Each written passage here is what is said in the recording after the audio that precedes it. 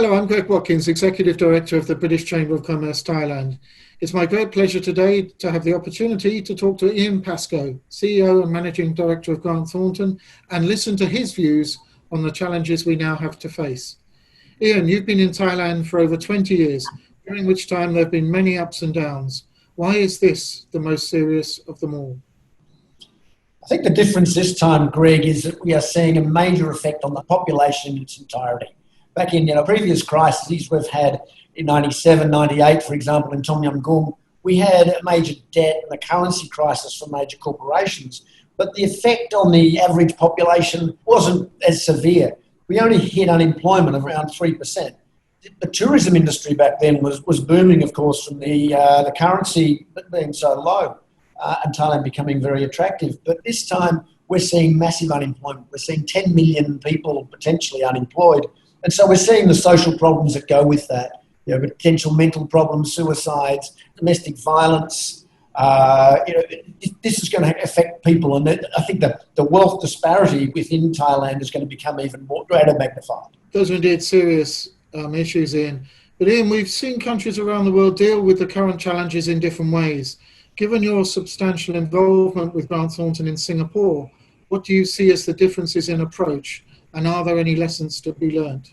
I think the big difference we've seen in Singapore, in a crisis, people are looking for clarity of leadership and be told exactly what's going to happen. And I think there has been regular briefings coming out from the Singapore government, in particular Prime Minister Lee, coming out with very, very clear messaging, and people get the feeling that we're totally in control here. So I think that's one thing, is clarity of leadership, and I think people need to see that. The second one is maintaining the fabric of the employee-employer relationship, to maintain that fabric of society. So any subsidies, any stimulus packages that are coming out of Singapore are generally directed through the employer to make sure that they will continue to employ their people, maintain that fabric of society, and also then have a clear business structure that can relaunch when the time comes to reopen. Ian, we've all seen that the aviation industry has been particularly badly hit around the world. How can Grant Thornton help airlines in this part of the world? You're right, Greg. It has been particularly hard hit. I think we're seeing somewhat over 16,000 planes sitting on the ground at the moment. We have seen different areas of the airlines having difficulties around the world, but never to this scale, and where every airline is in difficulty. And this is leading to issues back in the airline leasing companies, where they themselves are having problems for the first time. So as Grant Thornton, what we can do working with airlines is really assist them in those negotiations with the airline leasing companies, because they need to shore up their book now. And with our contacts within those companies, we can assist the airlines, because now is the time where they should be shoring up their fleet. It also is a time for them to be really looking at perhaps rationalising their fleet and having the discussions with leasing companies about returning some of their planes. They also need to look at their order book, as do they really need to maintain those orders from the original equipment manufacturers, Airbus and Boeing, and perhaps look at deferring or even not taking up those deliveries. In this case, they may be able to get up to 20% of the original price of the aircraft back. They should also be looking at maintenance reserves, and which is a major use of cash, where they need to maintain these reserves with their leasing companies. That needs to be reviewed, and there's often discrepancies there which can release some cash to the airline. And probably really is the time to actually go through and really look at their business plan. Times are going to be very different going forward, where there's going to be much slower routes opening, much slower in reopening routes. The desire for international travel is going to be much reduced. So I think we really need to assist those airlines looking at their plans and perhaps rejigging it for that new period. Okay. Elsewhere around the economy, and some types of businesses are beginning to reopen as we begin our cautious transition back into a more normal mode of operation. As Thailand gradually eases its lockdown, what should businesses be thinking about when resuming operations? I think companies are going to have to face that the time will be different, and we're not going to go back to what we're used to for quite some time, potentially if ever. I think particularly some of the attitudes in businesses are going to change. Office space, for example. People are used to now perhaps working more distantly, working remotely, working from home, And that may well change the structure in which businesses operate out of bringing all your people physically together in one premises. I think we're going, until such time as we perhaps have a vaccine, if ever, these sort of measures are going to remain. We're going to have social distancing. Offices are going to need to be rejigged to take account of that. Also need to look at employees, how they're going to get to work. As public transport reopens, I think there's going to be potentially some apprehension about using public transport. So perhaps car parking and things like that are going to become much more prevalent.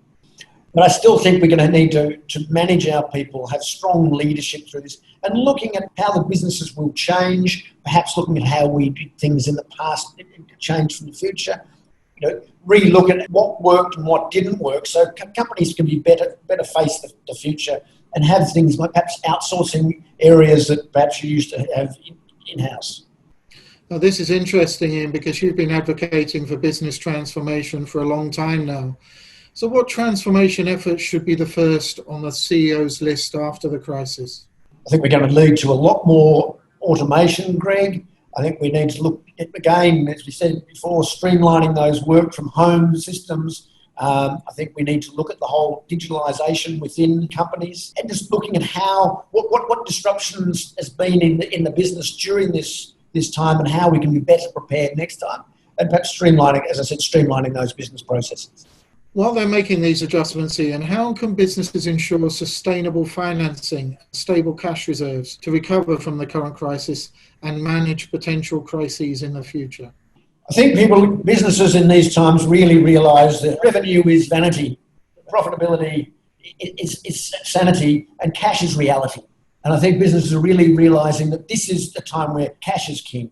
You need to manage your cash at all times. And I think there's been a lot of, over the years, people getting very excited about revenues, but when you come down, these revenues, have they really transferred into actual cash in the bank?